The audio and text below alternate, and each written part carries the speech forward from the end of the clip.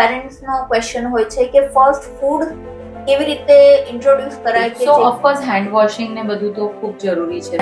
અને પછી એવું થાય છે કે એને વેરાયટી ઓફ ફૂડ્સ ને આજે કન્સિસ્ટન્સી થી યુઝ ટુ થતું જાય છે તો Yes, સૌથી પહેલા તો છે ને બાળકને થર્ડ સરફેસ પર બેસાડવું ખૂબ જરૂરી છે. હા મને થોડું આના વિશે થોડું details why not added sugar and salt so પહેલેથી જ આપણે સોલ્ટ અને શુગરનું પ્રમાણ વધારે આપીએ બાળકને તો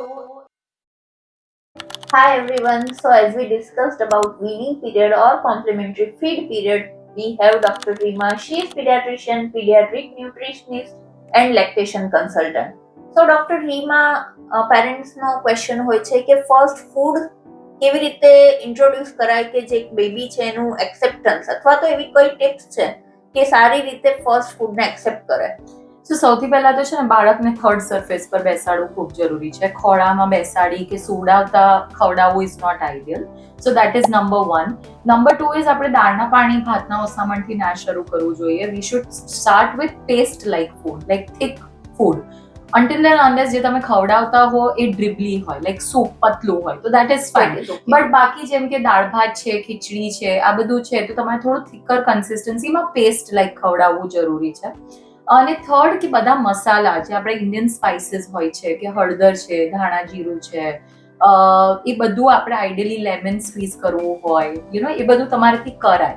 સો તમારે એકદમ બ્લેન્ડ ફૂડ આપવાની શરૂઆત નથી કરવાની જરૂર. ઓકે, એનાથી એક્સેપ્ટન્સ સારું રહે છે, રાઈટ? Yes. અને પછી એવું થાય છે કે એને વેરાયટી ઓફ ફૂડ્સ ને આજે કન્સિસ્ટન્સી થી યુઝ ટુ થતું જાય છે તો Yes. પછી આગળ બી પ્રોબ્લેમ Yes. નથી થતો, રાઈટ? Yes. ઓકે, હવે આજે વીનિંગ પીરિયડ છે કે આજે કોમ્પ્લિમેન્ટરી ફીડ છે એની પ્રિપરેશનમાં શું ધ્યાન રાખવાનું હોય છે કે કોઈ ટિપ્સ તમારા તરફથી? સો ઓફકોર્સ હેન્ડ વોશિંગ ને બધું તો ખૂબ જરૂરી છે, બેઝિક. પ્લસ આપણે વાસણ બને તો અલગ રાખવા જોઈએ. સ્ટીલ અને ચાંદીના જ વાસણ વાપરવા જોઈએ બાળકને ખવડાવવા. બને તો ઘીમાં જ બધું બનાવવું, Okay. દેશી ઘીમાં આપણે બધું બનાવીએ તો વધારે સારું રહેશે. અને ઓફકોર્સ ખાંડ છે, મધ છે, મીઠું છે, આ બધાનો ઉપયોગ નહીં કરવો. હા, મને થોડું આના વિશે થોડું details why not added sugar and salt એટલે સો સોલ્ટ એન્ડ શુગર વસ્તુ એવી છે કે તમે ડાયટમાં જેટલી ઓછી હોય ઇટ ઇઝ બેટર.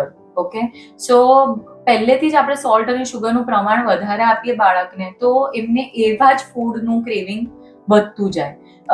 સોલ્ટી અને બધું સી બેઝિક સોલ્ટ તમે જે ખાવાનામાં અગર 10 મહિનાનું બાળક છે અને 4-5 મીલ્સ પર છે અને એક મીલ મીઠાવાળી ખીચડી ખાય છે ધેટ ઇઝ ઓકે. બટ પાપડ છે, અથાણા ને રોટલી છે, મીઠું રોટલી છે, મીઠું ખાંડ છે, ખાંડ ભાત અને દહીં છે, આ બધી વસ્તુઓ એડેડ શુગર કે એડેડ સોલ્ટ આપણે જે કરીએ કારણ કે બાળકની કિડની એટલી સ્ટ્રોંગ નથી હોતી સોલ્ટને કાઢવા માટે. સો આપણે બને અને especially true for preemies. So full term baby છે અને બધું ઓકે છે તો મે બી કદાચ it's okay. But maybe after 9 or 10 months of age, but definitely not at 6 months.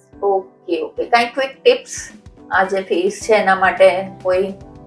So basically destruction feeding બધા પૂછતા હોય કે એ તો વાર્તા કર્યા વગર સાંભળ ખાતો જ નથી, તો that is all is okay, pretty okay. Because બાળકનું અટેન્શન સ્પેન બહુ હોતું નથી તો તમારે વાર્તા કરીને જમાડવું પડે તો ઇટ્સ ઓકે. મારે બી એવું જ કરવું પડ્યું હતું when my kids were young.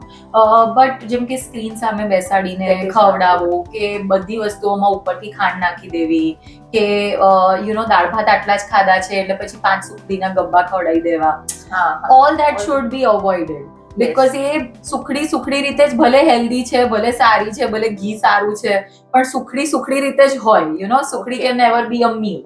So this is where I think mothers and grandmothers really need to hold back on.